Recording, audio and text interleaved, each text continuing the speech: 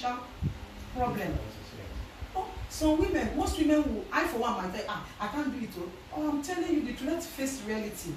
When you are faced with pressure, every human being needs satisfaction to some extent.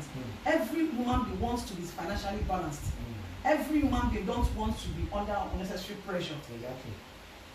We love good things. Exactly. Money can solve most of our problems. Yes, and that when that money is not forthcoming, believe you me, we are all thieves. It's only when you are caught stealing that you believe that, yes, that is the truth. If an average woman now is given an opportunity, you are exposed to some certain danger, you see you fall, you don't neglect that. It's true. You will force so many people's hand because of pressure, because of some certain problems. You understand? So when somebody is faced with financial challenge that you cannot handle, I bet you the person will do something unthinkable. It's true. It's true. It's true. It's true. Everybody would claim that, yeah, God forbid, I can't do it. I can't do it. When the time comes, when you are exposed to pressure, to life pressure, you will see yourself going down. I agree with you, madam, especially on this last part. And I must say that we as men, we are very guilty of this. We like taking advantage of women. Yes, of course. When a woman has a need, most men will not help unless there is something involved. You understand? No matter how innocent they may look, they must have one demand inside. A man is giving you favors, giving you some money. It's like throwing corn to the chicken. He's just attracting you closer. Down the line, you see a demand. You understand? Yes. So if a woman is completely cut off of finance, yes, it is actually a very big problem. Very big problem. She can do something that you cannot believe she will do. It might not be in her, might not be part of her, but something triggers that, and you see the person falling. Those are temptations. Exactly, that are beyond what the woman can do. Beyond your control, you cannot control it. But some people will tell you, no, even it's a lie. It's a lie. It's only the grace of God that will make you to withstand such pressure. So I don't want to go into those, but I know what I'm telling you. There are so many things that can push you as a woman. You will cheat. May God not let us see it. That's why we pray and say, lead us not into temptation. Yes, because some temptations, if they come, you can't handle it. Okay, thank you, madam. In view of time, these 3 points that you have highlighted, how can we deal with them? Or how can we as married couples try to prevent them from happening? You know, they say prevention is better than cure. You don't wait for them to happen, they begin to chase it. So from the beginning, yes, you start, okay, I understand that these are the challenges that a marriage can face. I understand that these things, if I don't pay attention to them, they may affect the marriage. So what do you propose, suggest that we should do, both men and husbands and wives, in order not to fall into this problem? Like, I still remember the first point that I gave to you was lay-back attitude. And both the man and that of the woman. So what you should do as a man, go back to those things that you've been doing that attracted your wife or your partner during courtship. Those things that you normally do that she likes very well. Try and as a ratio, even if you cannot do 100% of it, at least you can do half of it.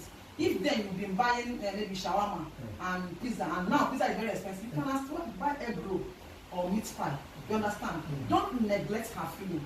Because when you neglect her feeling, there must be a break up in that intimacy. You understand? So make sure that you bridge that gap. There shouldn't be a gap of communication between you and your partner. Try and bridge that gap by making those things that you've been doing before that makes her happy. You understand? So some of them, they show concern a lot. You understand? To our feelings. But today, when they get married to you, they don't even send you. Exactly. As you are talking, he's leaving.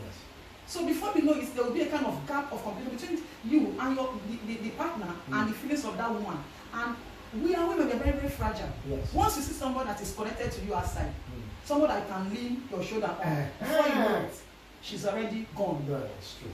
You understand? She's already gone. Those little things, we find that maybe it is little, it matters in marriages. Then you, as a woman, should make sure that you get things right and make yourself good. With children does not make you or stop you from looking neat, from looking attractive. You understand? If, like in my church, my reverend father will tell you, if wearing trousers will make your husband happy, very big, wear the trouser for him. Yeah, You get? So those things that we've been doing before, that you know, I don't say you should go and commit sin. No. You are an adult, you know when you are crossing the boundary. So those things that you do before that makes him happy, that makes him attracted to you, in the first place. Keep doing it. Don't neglect. Not that in the morning you want to be tie wrapper looking like ancient grandmother. It does not. The man might not tell you, because he felt that if I should tell you now, some women, you know, we are very mounty. Exactly. Like, how many clothes you don't buy for me? You buy for me now. It's not until he buys for you. It's not until he will take you to a boutique to go and get the most expensive trouser. And it's a little thing you have. Yes, keep it neat and make sure that it's okay when you wear them. You understand? You can even go and buy the cheapest one, but you look fine. I thank God for Africa today, they have poor market for the poor and the rich. You can go to the cheapest market and pick those cheap things and make yourself fine. And you shouldn't wait until the man be the one to buy you trouser, buy you good bra, buy you good top, make your hair. There are simple hair. Make your hair according to your pockets. You will still look neat. Because even then that we're not married, I don't even make expensive hair. I for one. I can try to pack my hair, you know, just little touch will make your hair neat. Not until you go to the most expensive salon to look. You understand?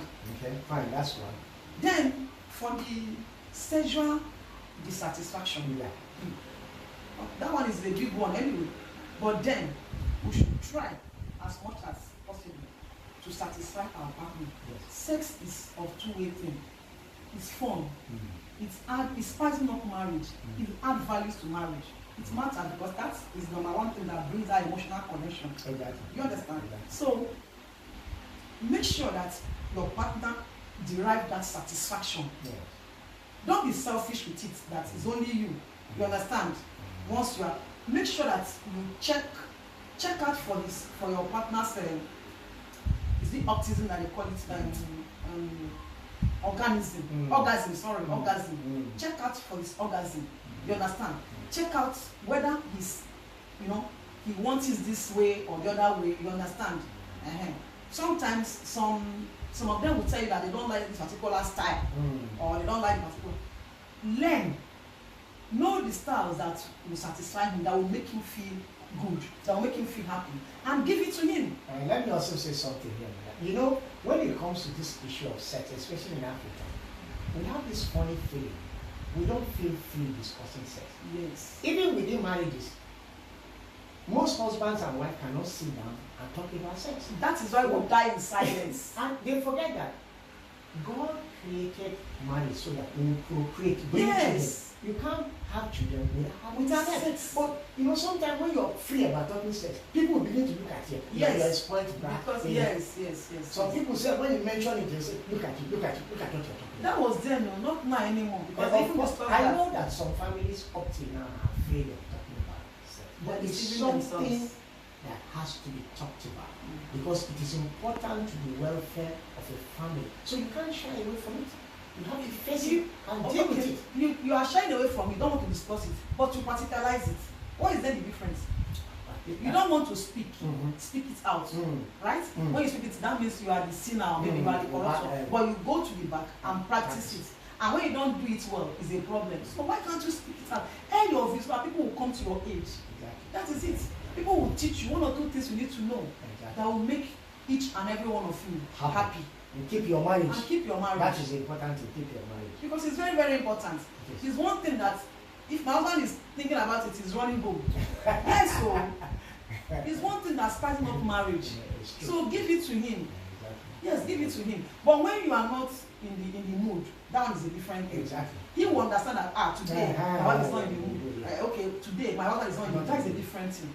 But when you are in the mood, both of you should enjoy it. The Bible says, pay your dues. Yes, both of you to enjoy it. And I believe that once the two of you are satisfied, no need of going outside. Exactly. Why are you going outside? To satisfy your partner and the other person the other way around. So what are you looking for outside again? Okay, that's true. That's for number two. The third one, which is the financial issue or financial challenge or financial problem in marriage. I don't know whether I'm going to lay this to the economy or I'm going to say it's a personal thing. That financial issue. That is why in the first place, even the Bible made us to know that marriage is not for children. Exactly. It's for adults. Yes. So, as an adult, there is this readiness or preparation before marriage. No, exactly. You have to be prepared. Important. You have to be prepared. Very Financially mature. If a man is not physically, psychologically, and financially ready for marriage, you go into it, it's a problem. Both of you these days, not only man, should be financially ready before going into marriage. Yes. We shouldn't look back at the time of our parents where they don't, even if they don't have money, will you cope? I for one, I can't cope with that kind of, I like money. Yes. I like money, don't come and make me stop. Not all the money in the world, but at least a little money to keep. Some people will tell you, you know what I mean when I say I like money, not that I want to go and steal. Some people will tell you, no, it's a lie. All of us need comfort. It's a lie. If we don't need comfort, why are we working? Not money will find come here. We are working for money. But let it be in a genuine way. Do you understand? So, if before you get, that is why, you see some parents, when you get, during courtship, a man will get to the woman's place for the first time for identification. The first question they will ask you, what do you do? Exactly. It is very important. Because some people misinterpret it. You understand? Now they just, you still have their money hungry. That stability matters because that thing you are looking at, it can lead to so many problems. In the long run. It can become so many problems. It will even go to the extent of affecting your children. Sure. So why can't you treat it before you even go into marriage? Make sure that you have something doing, no matter how little. Do you understand? So it is very, very important in marriage. It is one of those things. Even after the sexual dissatisfaction, finance has crashed so many marriages. Yes, finance. Because this kind of economy that we face ourselves with now, don't just give room to temptation. Exactly. Because when the problem comes, even you as a woman, you will not be faithful anymore. Exactly. Man, the same thing, will not be faithful anymore. Some people want to tell you, no, it's a lie. We don't like owning up to our responsibilities or accepting defeat. I even like money more than sex. I like money. Don't come and I don't want to suffer. Yes. So one has to be stable financially to some extent. It's spiking up marriage and it makes marriage sweet. Love without money, they're strong. They say there's no romance without finance. No, don't misunderstand. I did not say you must be a millionaire or whatever. No. Let us be stable to some extent. Then after that one, you now learn how to work within your budget, your pockets. Yeah, Be contented with your pockets. Learn how to cut your coat according to your size. Do you understand? And then don't look at what other people are doing. Exactly. I can't do things because they is doing it. My neighbor is. I don't do it. We do things at our own convenient time. That I will do it the best. I learned that from my husband. You don't push him to do things. He will do it at his own convenient time. And when he wants to do it, it will be a wow. You get? I don't do things because other people are doing things. It's true. Learn how to be contented with what you have. Yes. You understand? It will help a lot to curb all those excesses and make our marriage work. Thank you, madam, so much. It's you always so a pleasure much. having you.